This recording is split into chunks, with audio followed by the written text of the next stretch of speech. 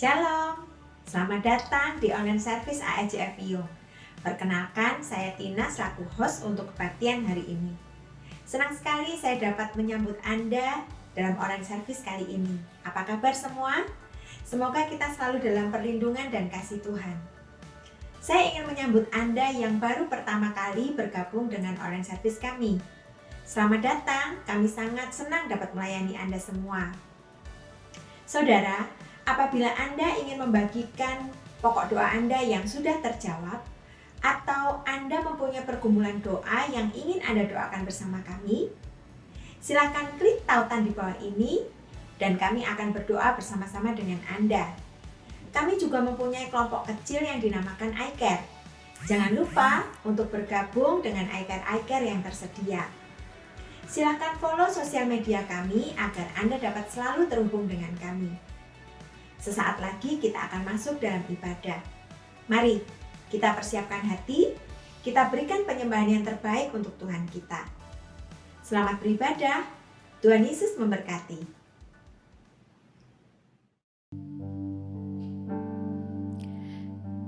Salam damai sejahtera, saudara yang terkasih di dalam Tuhan Yesus. Anugerah dan perlindungan Tuhan nyata buat setiap kita. Mari saat ini kita mau satukan hati. Kita mau memuji Tuhan, kita mau menyembah Tuhan bersama-sama.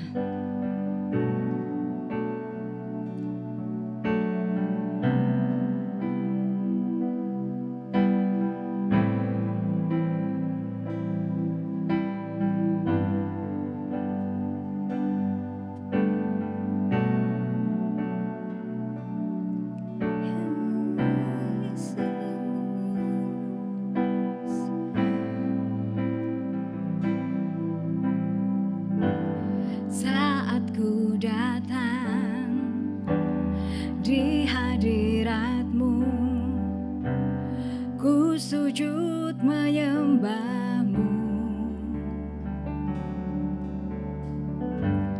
Kaulah Tuhanku dan sahabatku dalam segala jalanku. Kau memagari aku dengan anugerah-Mu, rahmat-Mu seperti perisai di sekelilingku. Hanya Engkaulah penjaga jiwaku, sahabat setia di dalam hidupku. Kebaikan-Mu, kesetiaan-Mu membuat hatiku percaya padamu.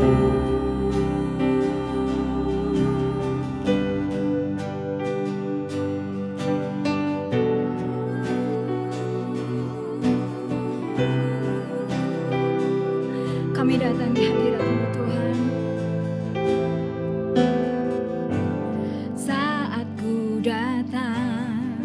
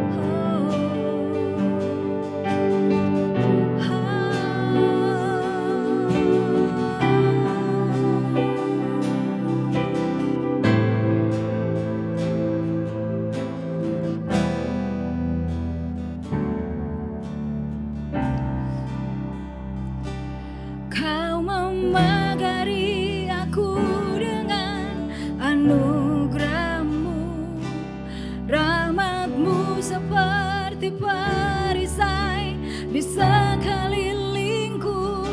Kau memagari aku dengan anugerah-Mu, rahmat-Mu seperti perisai di sekelilingku.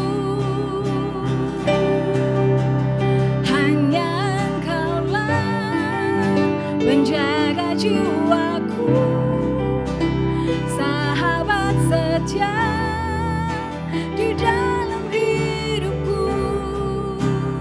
Kebaikan-Mu, kesetiaan-Mu membuat hatiku percaya padamu. Hanya Engkaulah menjaga jiwaku, sahabat setia di dalam hidupku. Kebaikan-Mu, kesetiaan-Mu membuat hatiku percaya padamu, membuat hatiku percaya padamu, membuat hatiku percaya padamu.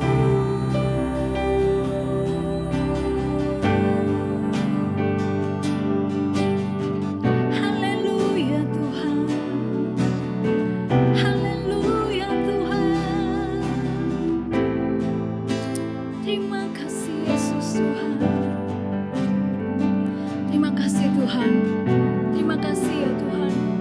Kami rindu untuk lebih lagi, untuk lebih dalam lagi menyembah Engkau Yesus Tuhan.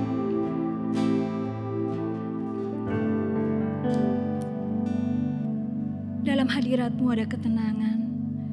Kami rindu untuk lebih lagi Tuhan. Sungguh besar setia-Mu di dalam kehidupan setiap kami Tuhan. Yesus, terima kasih Tuhan.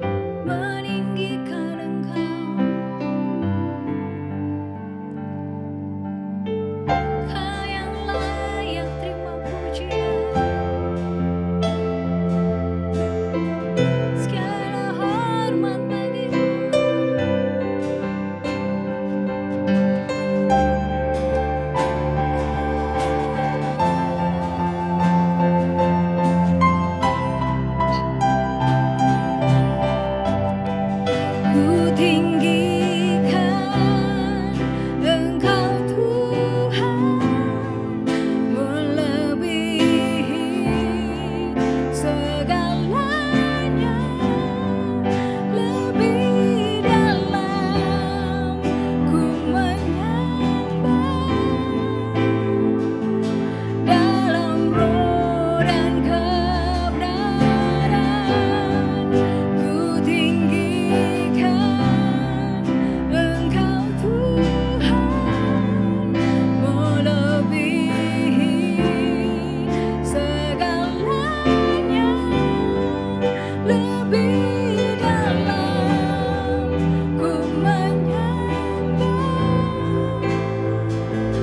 dalam roh dan kebenaran selamanya. Dalam roh dan kebenaran, dalam roh dan kebenaran selamanya.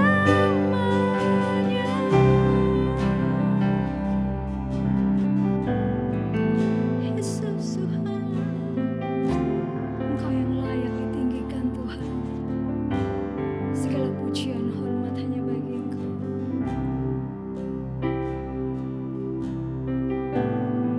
Yesus, Yesus Tuhan.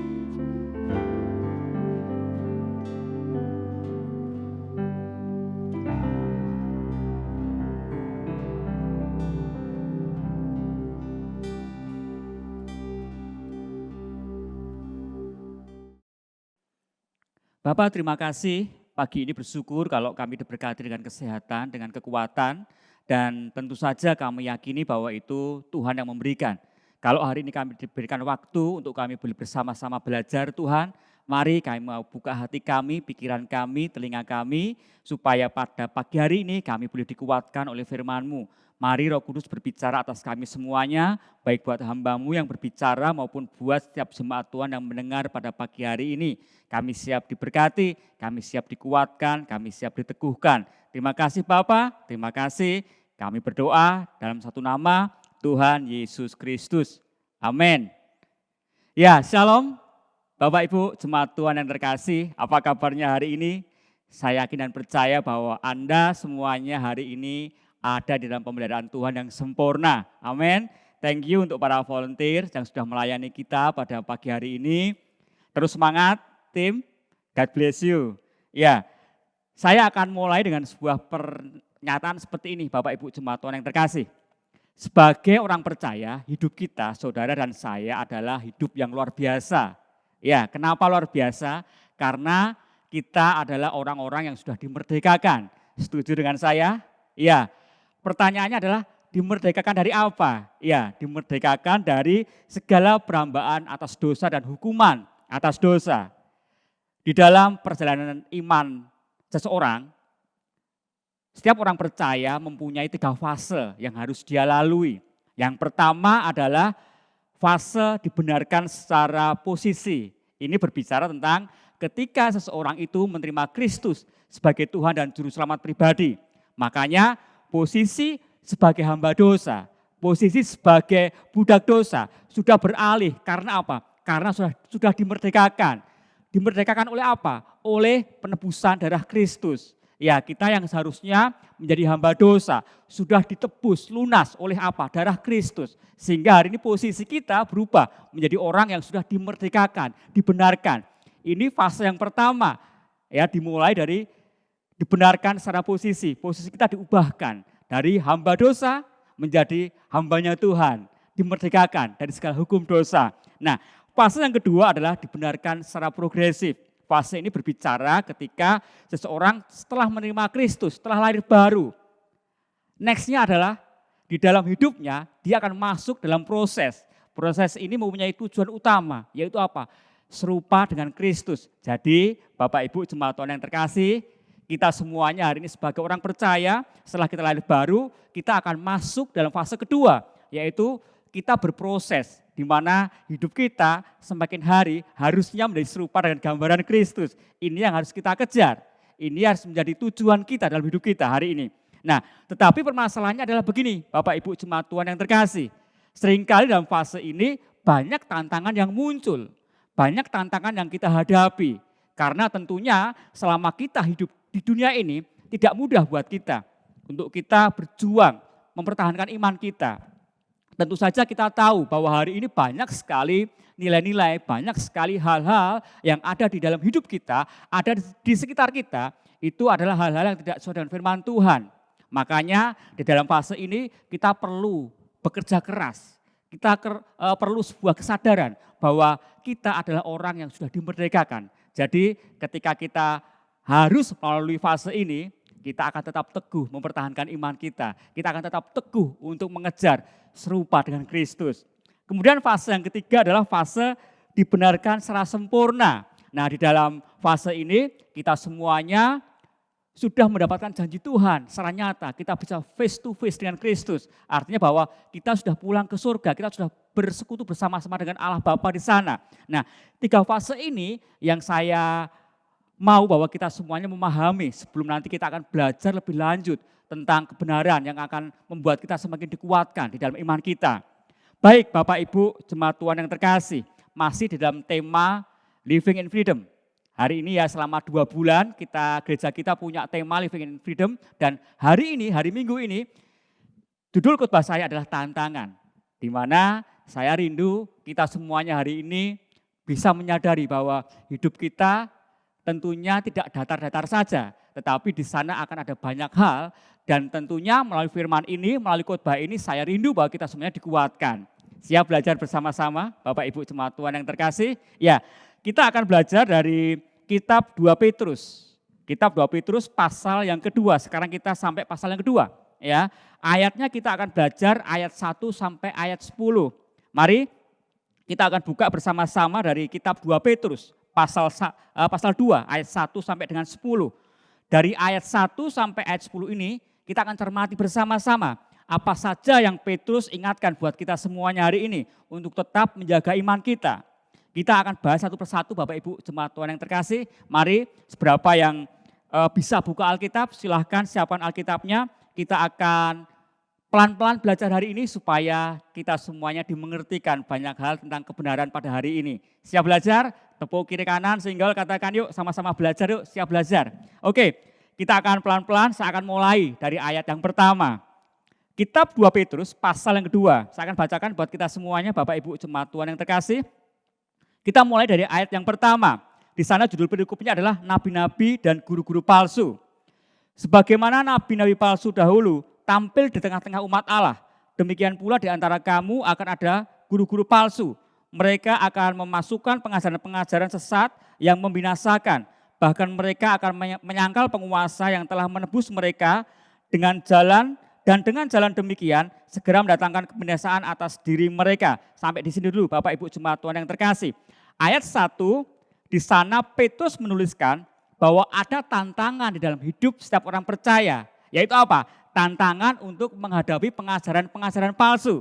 Di sana Petrus menyebutkan adanya guru-guru palsu. Tentunya ketika kita berbicara tentang guru-guru palsu, pengajaran yang diajarkan oleh guru-guru palsu ini tentunya adalah pengajaran-pengajaran yang palsu juga. Dan ini sangat menyesatkan. Saya mengajak kita semuanya untuk mencermati ada 2 kalimat yang Petrus gunakan di sana. Yang pertama adalah di tengah-tengah umat Allah. Ya, di tengah-tengah umat Allah, dan kata lain yang kedua adalah demikian pula di antara kamu. Kenapa Petrus menggunakan 2 kalimat ini? Tentunya Petrus ingin mengingatkan untuk kita semuanya hari ini, dan pada waktu itu tentunya kepada jemaat-jemaat pada waktu itu. Tetapi hari ini tentunya buat kita semuanya. Supaya apa? Supaya kita semuanya selalu waspada dengan segala macam pengajaran yang kita terima. Pengajaran yang salah seringkali dimulai dari kebenaran yang asli dan kemudian dialihkan sedikit demi sedikit. Makanya Petrus menggunakan kata-kata di tengah-tengah. Nah, ini bermaksud bahwa dari dalam, dari tengah-tengah kita. Tentunya mulai dari sebuah kebenaran. Nah, ini yang harus kita cermati bersama-sama. Pengajaran yang salah seringkali ditutupi dengan kebenaran. Nah, ini yang seringkali kemudian membuat jemaat Tuhan sedikit demi sedikit mulai tergeserkan. Ingat, Bapak Ibu jemaat Tuhan yang terkasih, musuh terbesar dari pengajaran yang sehat bukan dari pengajaran dari luar, tetapi firman Tuhan yang diajarkan menurut pengertian dan tafsiran pribadi. Jadi ini sangat berbahaya Bapak Ibu jemaat Tuhan yang terkasih. Oleh sebab itu, sebagai orang percaya, saudara dan saya penting untuk mewaspadai setiap pengajaran-pengajaran yang kita terima. Setiap perkataan-perkataan yang disampaikan hamba-hamba Tuhan harus kita uji. Ya, kita jangan telan mentah-mentah, tetapi kita harus uji. Karena seringkali apa yang disampaikan ketika sumbernya tidak jelas, itu adalah sesuatu yang bisa membawa kita kepada sebuah kesesatan. Di dalam 1 Yohanes pasal yang keempat, ayat pertama, di sana tertulis begini. Saudara-saudaraku yang terkasih, janganlah percaya akan setiap roh, tetapi ujilah roh-roh itu, apakah mereka berasal dari Allah. Sebab banyak nabi-nabi palsu yang telah muncul dan pergi ke seluruh dunia. Lihat, kembali di dalam 1 Yohanes juga menegaskan bahwa banyak nabi-nabi palsu yang sekarang muncul. Ya, kesalahan terbesar dari banyak orang yang kemudian mereka terjerumus dalam sebuah kesesatan adalah begini. Banyak orang menganggap bahwa kata-kata yang disampaikan oleh seorang hamba Tuhan itu sama tingginya dengan Alkitab. Nah, ini harus hati-hati. Saya mendorong kita semuanya harus hati-hati. Jangan sampai terjebak ke dalam pemahaman yang seperti ini. Di dalam kitab 2 Petrus pasal yang pertama, kita balik ke pasal yang pertama dulu. Di sana dalam ayat 20 dan 21 Petrus mengatakan begini. Yang terutama harus kamu ketahui ialah bahwa nubuat-nubuat dalam kitab suci tidak boleh ditafsirkan menurut apa? Menurut kehendak sendiri. Sebab tidak pernah nubuat dihasilkan oleh kehendak manusia, tetapi oleh dorongan Roh Kudus. Orang-orang berbicara atas nama Allah. Jelas sekali Petrus menegaskan bahwa semua yang ada di dalam Alkitab, firman Tuhan yang tertulis di sini adalah bersumber dari Allah sendiri. Jadi Bapak Ibu jemaat Tuhan yang terkasih, hari ini saya mau mendorong kita semuanya bahwa musim-musim kita memang dipermudah dengan adanya internet. Ya, kita banyak sekali akses untuk bisa mengakses semua pengajaran-pengajaran, semua khotbah-khotbah. Tetapi permasalahannya adalah bahwa semuanya itu belum tentu benar. Ya, banyak juga ajaran-ajaran yang kemudian membawa jemaat Tuhan kepada sebuah kesesatan. Makanya harus hati-hati. Jelas sekali bahwa Alkitab kita ini bersumber dari Allah. Makanya satu-satunya sumber yang bisa dipercaya adalah Alkitab kita. Ya, pertanyaan saya buat kita semuanya hari ini adalah seberapa hari ini kita menyukai Alkitab? Ya, membaca firman Tuhan. Ya, jangan-jangan Alkitab kita masih baru terus. Dari dulu sekarang sampai selamanya, ya, masih baru terus. Jangan bangga kalau Alkitab kita masih baru. Artinya bahwa Alkitab itu tidak pernah kita baca dan kita buka. Nah, hari ini saya mendorong kita semuanya, ayo mulai senangi firman Tuhan, rajin baca Alkitab. Ada sebuah cerita Bapak Ibu jemaat Tuhan yang terkasih. Akropolis, ya, Akropolis itu mungkin Anda sudah pernah mendengar ya, Akropolis. Akropolis ini adalah sebuah kuil kuno yang ada di atas bukit di kota Athena. Nah, hari ini kuil itu tidak pernah sepi karena para wisatawan banyak sekali berkunjung di sana. Selama berabad-abad, sejak dulu sampai hari ini banyak sekali para pelancong yang berkunjung di sana. Dan dari sana para pelancong ini mengambil cenderamata yang berupa apa? Batu. Batu yang diambil dari pelataran candi kuil Akropolis ini.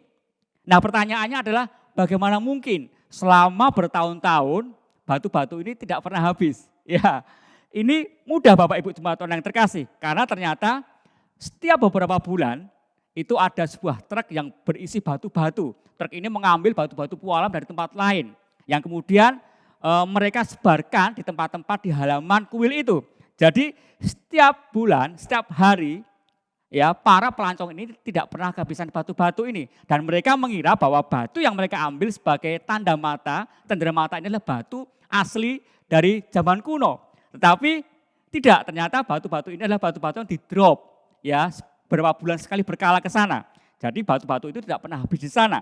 Nah, hati-hati saudaraku, di tengah-tengah dunia yang semakin modern ini, semakin berkembang, ya kita semakin dimudahkan tentunya. Karena kita bisa mendapatkan informasi dari berbagai macam hal, ya termasuk Alkitab, termasuk pengajaran-pengajaran. Kita bisa mengakses dari berbagai macam sumber. Tinggal kita klik di Google begitu ya, kemudian muncul banyak sekali tafsiran-tafsiran, banyak sekali penjelasan-penjelasan tentang ayat itu. Tetapi hati-hati seperti tadi saya katakan di sana bahwa banyak sekali sekarang yang beredar adalah pengajaran-pengajaran yang tidak jelas, pengajaran-pengajaran yang menyesatkan. Makanya pada bagian ini Petrus mengajak kita semuanya untuk hati-hati terhadap pengajaran-pengajaran palsu. Karena pengajaran-pengajaran palsu ini akan merusak kemerdekaan sejati yang Tuhan sudah berikan buat kita semuanya. Setiap pengajaran yang kita terima harus kita evaluasi, harus kita uji. Ya, seringkali jujur ya, kita senang sekali mendengar pengajaran-pengajaran yang menyenangkan saja. Ya, berbicara tentang berkat, ya, berbicara tentang mujizat. Apakah itu salah? Tentu saja tidak salah. Tetapi yang harus kita pahami adalah bahwa kebenaran Tuhan itu seringkali adalah sesuatu yang menegur kita. Sesuatu yang mendidik kita. Dan ketika kita ditegur, ketika kita dididik, itu tentunya tidak nyaman. Tetapi itulah firman Tuhan. Makanya Bapak Ibu Jemaat Tuhan yang terkasih, kita harus tetap mendengar firman Tuhan walaupun menyakitkan. Kita tetap terima itu walaupun buat kita tidak nyaman. Kehidupan orang yang menyampaikan, ya ini menjadi salah satu alat uji. Bagaimana firman itu disampaikan, bagaimana pengajaran-pengajaran itu disampaikan. Ada pepatah, ya kalau orang Jawa tahu semuanya, gajah diblangkoni, ya iso khotbah, raiso ngelakoni. Artinya begini kurang lebihnya, bisa berkhotbah tetapi tidak bisa menjalankan. Nah, bagaimana kehidupan seorang hamba Tuhan yang menyampaikan firman ini bisa menjadi salah satu penguji. Apakah pengajaran yang disampaikan adalah pengajaran yang benar, pengajaran yang sesuai dengan firman Tuhan, yang seturut dengan apa yang Tuhan mau untuk disampaikan. Jangan-jangan kita sedang mendengarkan pengajaran-pengajaran dari seorang hamba Tuhan yang hidupnya tidak bisa dipertanggungjawabkan. Ya, misalnya begini, ketika kita diajarkan tentang tidak mencuri, tetapi kita tahu bahwa yang mengajarkan itu adalah seseorang yang suka mencuri, suka berbohong. Nah ini tentunya menjadi salah satu penguji buat kita. Ya, apakah firman itu perlu, apakah apa yang disampaikan oleh hamba Tuhan itu perlu kita turuti atau enggak. Nah ini poin yang pertama, tantangan terhadap pengajaran-pengajaran palsu. Lanjut ke ayat yang kedua, ya. Ayat 2 di sana berbunyi begini. Banyak orang akan mengikuti cara hidup mereka yang dikuasai hawa nafsu. Dan karena mereka jalan kebenaran akan dihujat. Ayat yang ketiga, dan karena serakahnya guru-guru palsu itu akan berusaha mencari untung dari kamu dengan cerita-cerita isapan jempol mereka. Tetapi untuk perbuatan mereka itu hukuman telah lama tersedia. Dan kebinasaan tidak akan tertunda. Sampai di sini. Ayat 2 dan 3 di sana Petrus menuliskan banyak orang akan mengikuti cara hidup mereka yang dikuasai oleh apa? Hawa nafsu. Jadi ada tantangan untuk menghadapi hawa nafsu. Ini yang menjadi tantangan kita sebagai orang percaya. Yang kedua tadi menghadapi pengajaran-pengajaran palsu. Nah di dalam ayat ini, ayat 2 dan 3 ini Petrus banyak berbicara tentang bagaimana kita menghadapi hawa nafsu sebagai orang percaya. Ya, ketika kita menjadi orang Kristen, bukan berarti bahwa kita bebas dari segala macam godaan. Ya, tentu saja sebagai orang Kristen kita masih hidup di dalam tubuh kita hari ini, daging kita. Coba cubit, ya selama daging ini masih sakit, tentunya akan banyak sekali keinginan-keinginan nafsu. Daging kita yang itu meronta-ronta untuk dipenuhi. Ya, tentunya karena keberadaan kita sebagai makhluk berdosa, sebagai pribadi yang secara alamiah kita adalah makhluk yang berdosa. Makanya setiap keinginan kita itu pasti bertentangan dengan keinginan Allah. Itu pasti. Jadi di sini diperlukan perjuangan. Ya, ada kata-kata begini. musuh terbesar di dalam kehidupan seseorang adalah diri sendiri.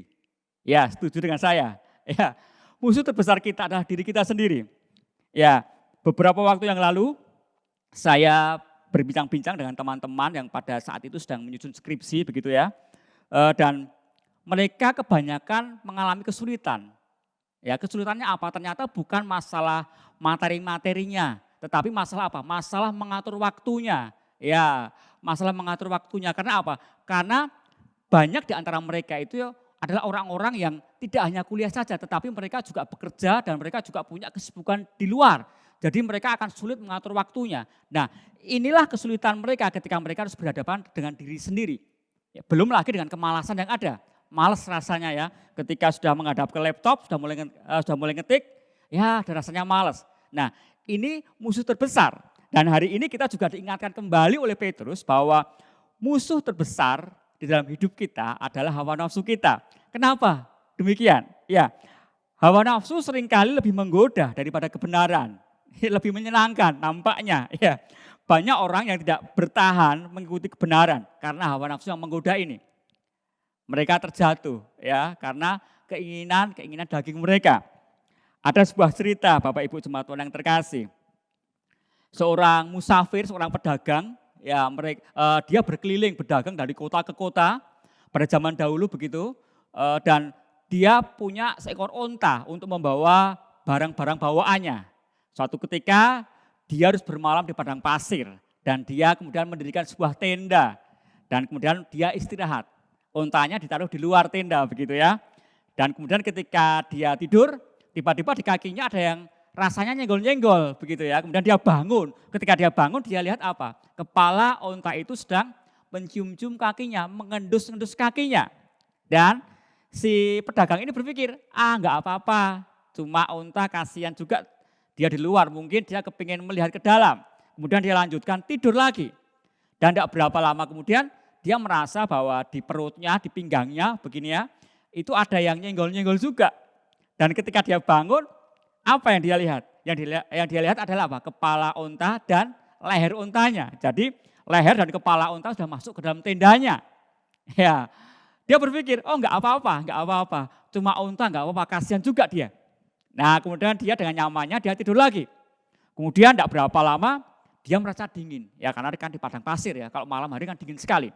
Dan ketika dia buka mata, yang dia lihat adalah apa? Bintang-bintang gemerlapan begitu ya. Dia berpikir, oh di mana aku ini? Wah ternyata apa yang terjadi? Ternyata tendanya roboh Bapak Ibu jemaat Tuhan yang terkasih. Kenapa bisa roboh? Karena ontanya itu berusaha masuk ke dalam tendanya. Nah ini cerita yang untuk menggambarkan seringkali kemudian kita menganggap bahwa kita mengentengkan keinginan nafsu kita. Kita mengentengkan keinginan kedagingan kita tidak basmi itu, kita tidak tekan itu. Sehingga yang terjadi apa? Kita akan terjebak semakin dalam. Seperti tadi, kepala onta dibiarkan, leher dan kepala dibiarkan. Sehingga ontanya mau masuk semua ke tendanya. Dia mau masuk tidur bersama-sama dengan tuannya di tendanya. Dan tendanya roboh karena tidak muat. Nah saya mendorong hari ini, mari hawa nafsu ini memang rasanya menggoda. Tetapi ingat bahwa ini seringkali membuat kehancuran buat kita. Memang kesannya, nampaknya ini akan menimbulkan kesenangan sesaat. Tetapi malapetaka pada akhirnya. Ini yang akan terjadi ketika kita membiarkan hawa nafsu ini menguasai kita. Nah di bagian ini, di dalam satu perikop pasal ini, di sana kalau kita baca secara keseluruhan nanti kita akan sampai di sana. Ya, di sana Petrus menuliskan ya bagaimana Tuhan melemparkan malaikat-malaikatnya yang berbuat dosa. Ini akan kita jumpai dalam ayat 4 nanti.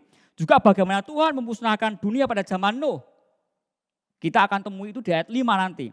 Juga Sodom dan Gomora dimusnahkan Tuhan dengan api. Nah ini menunjukkan bahwa Petrus ingin menekankan betapa bahayanya ketika kita hidup menurut hawa nafsu kita. Tentunya ini sebuah kehancuran pada ujungnya. Bapak Ibu jemaat Tuhan yang terkasih, hidup dalam kebenaran akan membuat kita kuat untuk menyangkal diri.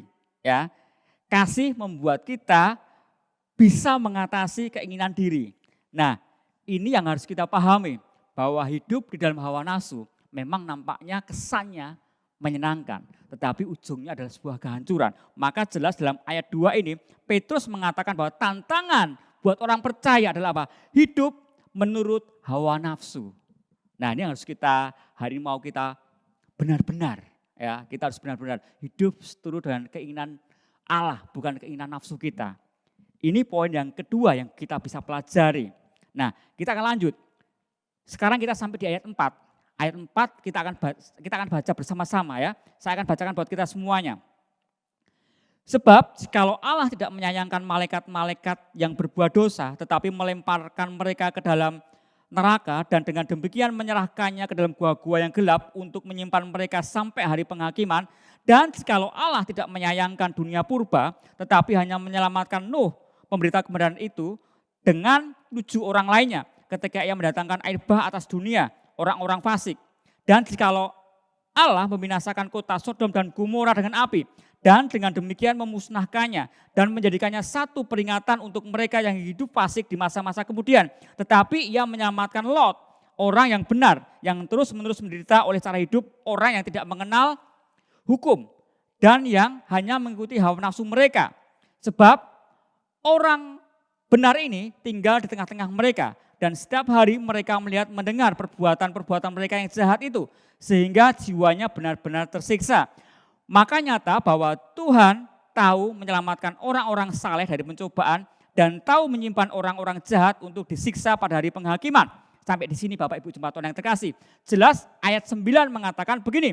Maka nyata bahwa Tuhan tahu menyelamatkan orang-orang saleh dari pencobaan. Poin ketiga yang bisa kita pelajari dari ayat-ayat ini adalah ada pemeliharaan Tuhan dalam setiap tantangan. Ini tentunya kabar baik buat kita semuanya hari ini. Ya Bapak Ibu Jemaat Tuhan yang terkasih. Petrus menuliskan di sana bahwa ketika Tuhan menghukum dunia ini dengan air bah, di sana ada Nuh yang diselamatkan. Ya, ketika Tuhan menghukum Sodom dan Gomora dengan api, di sana ada Lot yang diselamatkan.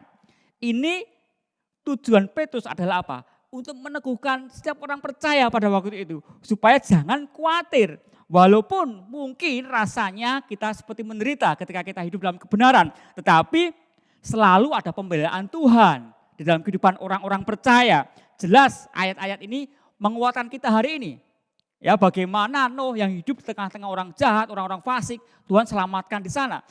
Bagaimana Lot hidup di tengah-tengah masyarakat Sodom dan Gomora pada waktu itu.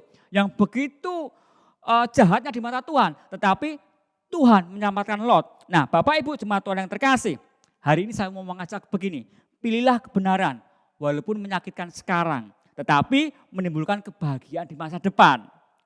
Ya, daripada kita ikut hawa nafsu, senangnya sekarang, tetapi celakanya hari depan. Ya, banyak sekali sekarang kalau kita lihat di penjara-penjara, di sana penuh dengan orang-orang yang harus menempuh hukuman di sana. Ya, kenapa mereka melakukan sebuah kejahatan? Ya karena mereka hidup dikuasai oleh hawa nafsu, keinginan untuk mempunyai sesuatu yang lebih daripada apa yang mereka mampu.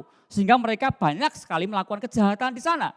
Dan nampaknya pada waktu itu adalah menyenangkan. Tetapi hari ini mereka ada di dalam penjara-penjara dan ini adalah hukuman yang mereka terima, Bapak Ibu Jemaat Tuhan yang terkasih. Hari ini saya mau mengatakan begini, pilih kebenaran. Ini adalah pilihan yang terbaik yang kita lakukan, yang pernah kita ambil. Karena ketika kita hidup di dalam kebenaran, walaupun tantangannya datang, walaupun musimnya datang dan itu rasanya tidak menyenangkan buat kita, tetapi firman Tuhan hari ini mengatakan bahwa ada pemeliharaan Tuhan di dalam setiap tantangan yang ada. Makanya hari ini ayo teguhkan hati kita bahwa kita mau putuskan untuk tetap hidup di dalam kebenaran. Yusuf adalah salah satu contoh yang nyata di dalam Alkitab. Kalau kita mau lihat kisahnya Yusuf, kita bisa baca dalam Kejadian pasal 39. Bagaimana Tuhan menolong Yusuf ya. Sampai kemudian dia dibawa sampai ke rumah Potifar. Sampai di rumah Potifar pun tantangannya belum berakhir. Karena apa? Di sana istrinya Potifar tertarik dengan ketampanan Yusuf. Dan dia bujuk Yusuf, dia menggoda Yusuf. Tetapi Yusuf tidak tergoda karena dia tahu bahwa hidup di dalam kebenaran adalah pilihan yang tepat. Makanya dia putuskan untuk tidak tergoda. Dan kita tahu semuanya, Yusuf kemudian difitnah dan dia dimasukkan ke dalam penjara. Dan di dalam penjara pun Yusuf tetap melakukan kebenaran. Dia tetap putuskan untuk hidup dalam kebenaran. Walaupun dia ngerti bahwa dia ada dalam penjara itu bukan karena sebuah kesalahan. Tetapi ketika dia ada dalam kondisi itu dia enggak marah. Tetapi dia tetap putuskan untuk dia hidup dalam kebenaran. Dan akhirnya kita bisa melihat bagaimana kemudian Allah mengangkat Yusuf. Ya, bagaimana dia menjadi penguasa di tanah Mesir. Inilah contoh nyata ya Yusuf. Bagaimana dia tetap hidup di dalam kebenaran walaupun rasanya sangat menyakitkan. Coba kalau kita berandai-andai ya Bapak Ibu jemaat Tuhan yang terkasih. Ketika pada waktu itu Yusuf putuskan untuk dia membalas dendam terhadap saudara-saudaranya. Kemudian dia ikuti godaan istri Potifar. Tentunya Yusuf tidak akan sampai pada titik itu. Tetapi lihat, Yusuf diangkat Tuhan. Karena apa? Karena dia hidup dalam kebenaran. Bapak Ibu jemaat Tuhan yang terkasih, hari ini kita belajar sebagai orang percaya. Poin demi poin ya. Yang ini tentunya akan menguatkan kita. Walaupun kita hidup sebagai orang Kristen hari ini. Tapi bukan berarti bahwa kita bebas atau kebal dari segala macam godaan. Ya, kita belajar hari ini. Ada tantangan untuk melawan guru-guru palsu, pengajaran-pengajaran palsu di sana. Ya, jangan sampai kita terjebak kepada kita menganggap bahwa perkataan setiap hamba Tuhan itu setara dengan firman Tuhan. Kita harus uji itu. Ya, yang paling betul adalah kita tundukkan pikiran kita di bawah kuasa Roh Kudus ketika kita membaca firman Tuhan. Sehingga Roh Kudus yang berbicara kepada kita. Dan kita tidak akan salah. Ya, atau mungkin Anda bisa bertanya kepada pastor Anda. Ketika Anda punya pertanyaan tentang firman Tuhan. Tentunya pastor Anda, leader Anda akan jawab itu dengan senang hati. Karena tentunya mereka juga berkerinduan untuk memberikan makanan rohani yang sehat buat Anda. Kemudian yang kedua kita bisa belajar bahwa ada tantangan untuk menghadapi hawa nafsu kita. Ya, hawa nafsu ini sesuatu yang menggoda. Seringkali kita berpikir bahwa itu menyenangkan, tetapi ingat bahwa malapetaka pada akhirnya. Ya, kemudian bagian terakhir sebuah kabar baik tentunya bahwa ada pemeliharaan Tuhan dalam setiap tantangan. Jadi mari pilih hidup dalam kebenaran, walaupun itu menyakitkan, walaupun itu tidak menyenangkan buat kita hari ini. Tetapi kita bisa tahu bahwa itu bisa menimbulkan kebahagiaan di masa depan kita. Mari Bapak Ibu jemaat Tuhan yang terkasih, tentunya firman Tuhan yang sudah kita dengar hari ini tidak hanya kita dengar saja, tetapi kita mau bahwa kita menjadi pelaku-pelaku firman. Amin. Baik jemaat Tuhan yang terkasih, hari ini adalah minggu pertama di bulan Oktober. Seperti yang sudah kita lakukan, bahwa di hari ini kita akan maju dalam meja perjamuan kudus Tuhan yang menjadi dasar untuk kita melakukan perjamuan kudus terambil dari kitab 1 Korintus pasal 11 ayat 23 sampai 26. Berkata demikian, Tuhan Yesus pada waktu ia diserahkan mengambil roti dan sesudah ia mengucap syukur atasnya, ia memecah-mecahkannya dan berkata, inilah tubuhku yang diserahkan bagi kamu, perbuatlah ini menjadi peringatan akan aku. Demikian juga ia mengambil cawan sesudah makan lalu berkata, cawan ini adalah perjanjian baru yang telah dimateraikan oleh darahku. Perbuatlah ini setiap kali kamu meminumnya menjadi peringatan akan daku. Sebab setiap kali kamu makan roti ini dan minum cawan ini, kamu memberitakan kematian Tuhan sampai dia datang. Bapak Ibu jemaat Tuhan yang terkasih, perjamuan kudus ini diperuntukkan untuk setiap orang yang sudah menerima Kristus sebagai Tuhan dan Juru Selamat dalam hidupnya. Sebelum kita mengambil bagian dalam perjamuan kudus Tuhan, mari saya mengajak kita untuk mengevaluasi diri kita masing-masing. Sebab di dalam 1 Korintus pasal 11 ayat 27, di sana dikatakan begini. Jadi barang siapa dengan cara yang tidak layak makan roti atau minum cawan Tuhan, ia berdosa terhadap tubuh Tuhan. Mari sebelum kita maju dalam perjamuan kudus ini, saya sebagai hamba Tuhan mendorong kita semuanya agar memeriksa diri kita masing-masing di hadapan Tuhan dengan pertanyaan-pertanyaan berikut. Apakah hidup kita dalam damai sejahtera dengan Allah? Yang kedua, apakah kita hidup dalam damai dengan sama kita, dengan istri atau suami, dengan orang tua atau anak, dengan saudara-saudara, dengan teman dan tetangga, dan dengan siapapun yang kita jumpai dalam kehidupan kita? Mari kita berdoa terlebih dahulu. Bapak, terima kasih kalau hari ini kami diberikan kesempatan untuk kami boleh maju dalam meja perjamuan-Mu Tuhan. Tentunya hidup kami adalah hidup yang tidak layak Tuhan, tetapi kami dilayakkan Tuhan. Dan kami bersyukur Bapak, kami mohon ampun untuk setiap dosa dan kesalahan kami pada saat ini Tuhan. Pikiran kami, perkataan kami, mungkin dalam hati kami ada kepahitan, ada dendam, ada sakit hati dan sebagainya macamnya Tuhan. Kami mohon ampun Tuhan. Dan kami rindu bahwa pagi ini kami boleh dilayakkan Tuhan untuk kami boleh maju di dalam meja perjamuan-Mu. Terima kasih Bapak, kami berdoa dan mengucap syukur. Amin. Mari jemaat Tuhan, kita akan siapkan roti kita.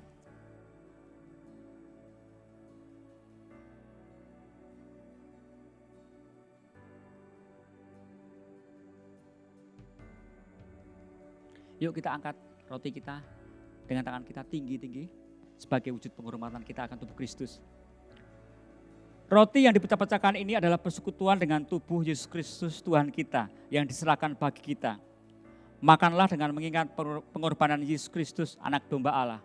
Mari kita makan dalam nama Yesus.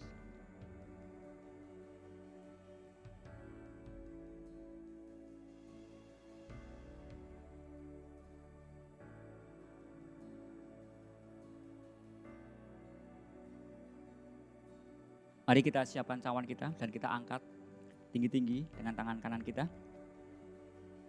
Cawan minuman yang kami berkati ini adalah persekutuan dengan darah Yesus Tuhan kita. Darah perjanjian baru yang dicurahkan bagi kita. Minumlah dengan mengingat pengorbanan Yesus Kristus anak domba Allah. Mari kita minum bersama-sama dalam nama Yesus.